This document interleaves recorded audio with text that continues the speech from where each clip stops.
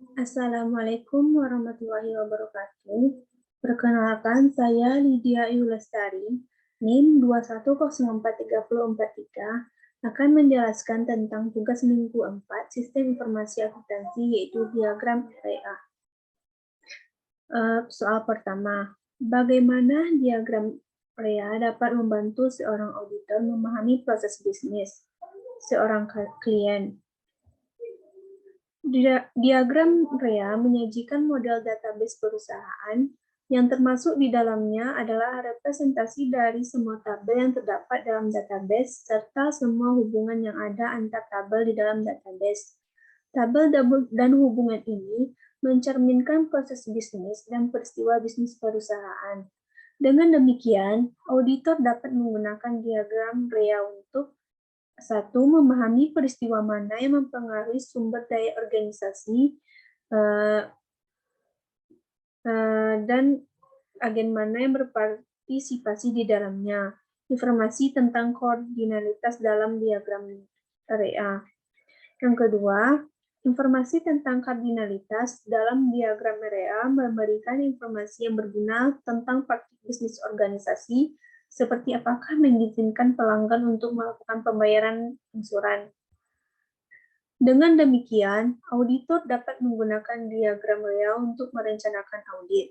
Misalnya, pemeriksaan diagram REA akan memberikan kredit kepada pelanggannya, yang kemudian akan memerlukan audit piutang atau hanya melakukan penjualan tunai. Selain itu, auditor dapat menggunakan diagram REA untuk menguji bisnis klien untuk kepatuhan dengan berbagai kontrol yang telah dibuat klien. Misalnya, auditor dapat merancang kunci yang menghubungkan karyawan ke peristiwa yang berbeda untuk mengevaluasi apakah ada pemisahan tugas yang memadai. Soal 17.1. 7. Apakah 5 tahap proses desain database? Dalam tahap manakah yang harusnya para akuntansi berpartisipasi dan mengapa?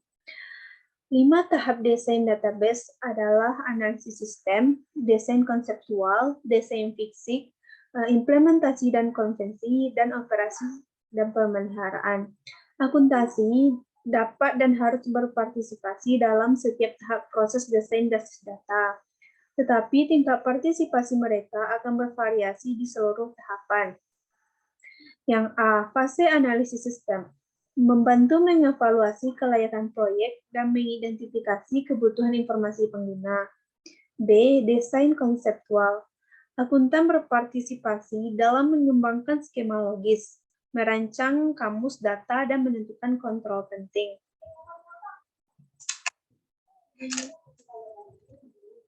Yang C, desain fisik, langsung berpartisipasi dalam menerapkan model data. Yang D, implementasi dan konversi. Akuntan harus dilibatkan dalam menguji keakuratan basis data baru dan program aplikasi yang akan menggunakan data tersebut, serta menilai kecukupan pengendalian. Yang E, operasi dan pemeliharaan. Banyak akuntan adalah pengguna tetap database organisasi dan kadang bertanggung jawab pada manajernya. Selanjutnya, soal 17.1. Mengapa tidak perlu untuk memodelkan aktivitas seperti memasukkan informasi mengenai pelanggan atau pemasok, mengirimkan faktur ke pelanggan, dan mencatat faktur yang diterima dari pemasok sebagai peristiwa dalam sebuah diagram REA? Jawabannya, model data REA digunakan untuk mengembangkan database yang dapat memenuhi kebutuhan pemrosesan transaksi dan analisis manajemen.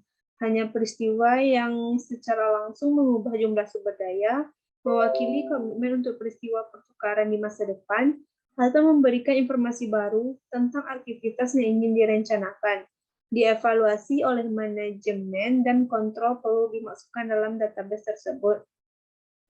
Tak satu pun dari aktivitas pada pertanyaan yang memenuhi persyaratan ini. Soal 17.3. Swiss Gallery menjual lukisan para seniman lokal. Seluruh penjualan terjadi dalam toko. Terkadang para pelanggan membeli lebih dari satu lukisan. Para pelanggan individu harus membayar kembalian secara penuh pada waktu penjualan. Para pelanggan korporasi, seperti hotel meskipun demikian, mungkin membayar dalam cicilan. Jika mereka membeli lebih dari 10 lukisan, meskipun Swiss Gallery memiliki beberapa rekening bank, seluruh uang penjualan disertakan utuh ke dalam akun pengecekan utama. Gambarkan diagram real untuk siklus pendapatan galeri tersebut. Pastikan menyertakan koordinalitas. Jawabannya bisa dilihat dari yang tertera di layar, seperti tabel tertera di layar berikut, yaitu dari persediaan ke penjualan, lanjut ke pekerja, dan kemudian ke pelanggan, dan penjualan terhubung langsung ke penerimaan kas, lanjut ke pekerja lagi, penerimaan kas, dan kas. 5. Berkaca pada temuan riset REA diagram yang telah saya upload ke Learning ini, apakah REA diagram dapat kita usulkan untuk organisasi non-bisnis seperti masjid atau yayasan pendidikan? Jelaskan. Jawabannya yaitu tidak. REA diagram berfungsi salah satunya untuk kegiatan transaksi yang tidak menguntungkan agar dapat diketahui oleh manajer. Selain itu, REA diagram membantu membuat laporan keuangan yang lebih detail. Maka dari itu, untuk organisasi non-bisnis seperti yayasan pendidikan dan masjid, tidak dapat diusulkan REA diagram karena tidak mengandung kegiatan ekonomi. Baiklah, sekian penjelasan tugas minggu 4 ini dari saya. Salahnya saya mohon maaf. Wassalamualaikum warahmatullahi wabarakatuh.